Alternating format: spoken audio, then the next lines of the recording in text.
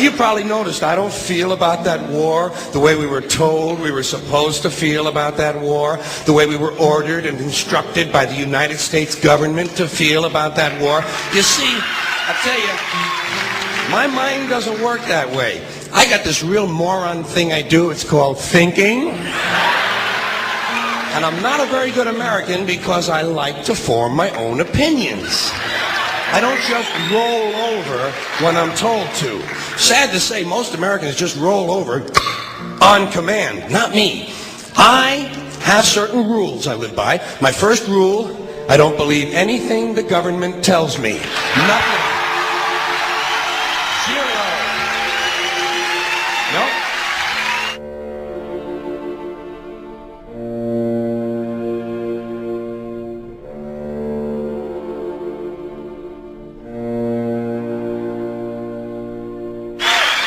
And I don't take very seriously the media or the press in this country, who in the case of the Persian Gulf War were nothing more than unpaid employees of the Department of Defense, and who most of the time function as kind of an unofficial public relations agency for the United States government.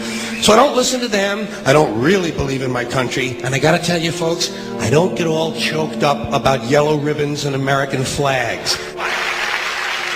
Now, to balance the scale, I'd like to talk about some things that bring us together. Things that point out our similarities instead of our differences. Because that's all you ever hear about in this country is our differences. That's all the media and the politicians are ever talking about, the things that separate us, things that make us different from one another. That's the way the ruling class operates in any society. They try to divide the rest of the people. They keep the lower and the middle classes fighting with each other so that they, the rich, can run off with all the fucking money. Fairly simple thing, happens to work.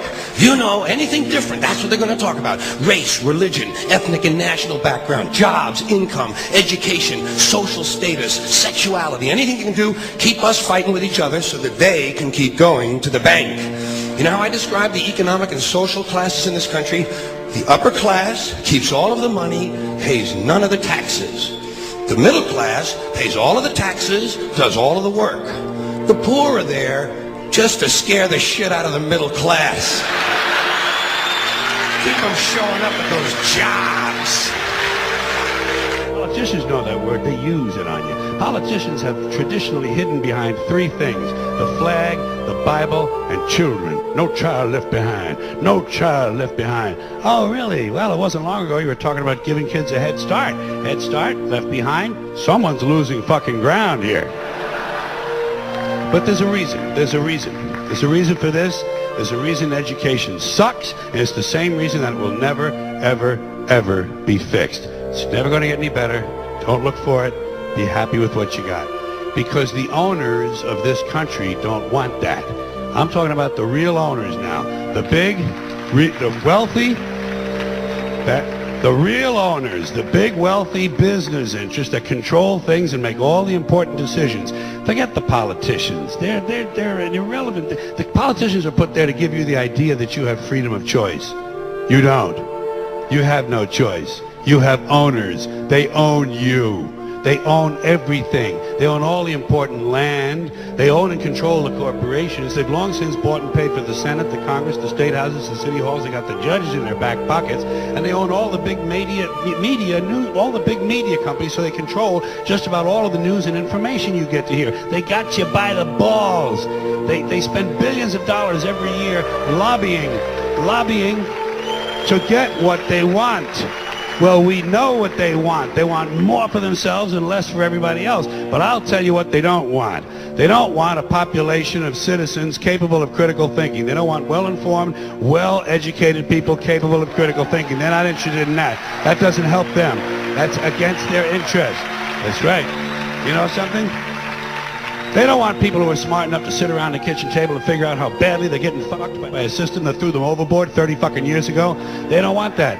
You know what they want? They want obedient workers. Obedient workers. People who are just smart enough to run the machines and do the paperwork, and just dumb enough to passively accept all these increasingly shittier jobs with the lower pay, the longer hours, the reduced benefits, the end of overtime, and the vanishing pension that disappears the minute you go to collect it. And now they're coming for your Social Security money. They want your fucking retirement money. They want it back. so they can give it to their criminal friends on Wall Street. And you know something? They'll get it. They'll get it all from you sooner or later because they own this fucking place. It's a big club, and you ain't in it. You and I are not in the big club.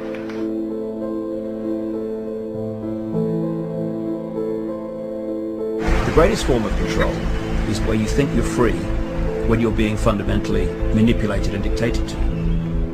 One form of dictatorship is being in a prison cell and you can see the bars and touch them. The other one is sitting in a prison cell but you can't see the bar, you think you're free. What the human race is suffering from is mass hypnosis. We are being hypnotized by people like this. Enormous. The greatest hypnotist on planet Earth is a oblong box in the corner of the room. It is constantly telling us what to believe is real. Historically, the control and manipulation of political opinion has been the Freemasons' main weapon in gaining control of countries and states. Once in control of the rulers and politicians of a country, laws and political structures could be changed in accordance with their agenda. However, since restricting the body does not necessarily mean restricting the mind, the Freemason recognizes that their plan for a global government hinges completely on subduing the masses to their agenda, and thus eliminating opposition to their cause. And the greatest threat to their plan, posing more danger than any army or law, is the threat of a free-thinking mind. In order to eliminate this threat and to achieve their objective, the Masons have set about the boldest plan ever devised: the complete control of every aspect of human life, your life. And the weapons they are using against you are in your very homes, entertaining you and your children, and gradually indoctrinating you without you even realizing.